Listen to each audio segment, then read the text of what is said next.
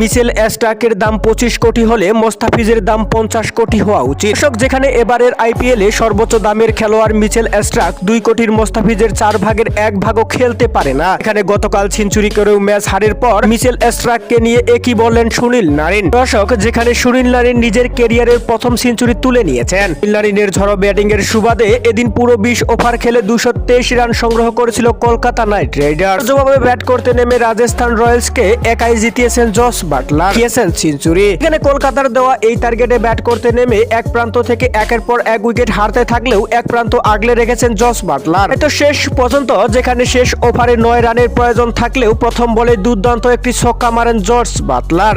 এরপরেই Jos Buttler এই ছক্কার সুবাদে তার নিজের সেঞ্চুরিও তুলে নেন। পরে 3 বল ডট থাকলেও 2 বলে জয়ের জন্য প্রয়োজন ছিল 3 রানের। পঞ্চম বলে 2 রান নিলে বলে 1 রান নিয়ে জিতিয়ে মাঠ ছেড়েছেন জস বাটলার। এই ম্যাচে কলকাতার হয়ে খুবই বাজে বোলিং করেছে মিচেল স্টার্ক। 20 কোটি 75 লক্ষ রুপিতে কলকাতা নাইট রাইডার্স মিচেল স্টার্ককে দলে ভিড়িয়েছেন। বোলিং ধার দেখাচ্ছেন 2 কোটির মোস্তাফিজের থেকেও 4 গুণের 1 গুণ। যেখানে এদিন 4 ওভার বল করে মিচেল স্টার্ক দিয়েছেন 50 রান। 12.50 ইকোনমিতে বল করেছেন তিনি, যেখানে একটি উইকেটের দেখাও পাননি তিনি। তাই তো ম্যাচ শেষে উপস্থাপকের করা প্রশ্নের জবাবে সুনীল নারিন বলেন, আমি সেঞ্চুরি পেয়েছি, তার সুবাদে আমাদের রানটা ভালোই হয়েছিল, তবে আমাদের বাজে বোলিং এর কারণে আজ ম্যাচটা হারতে হলো।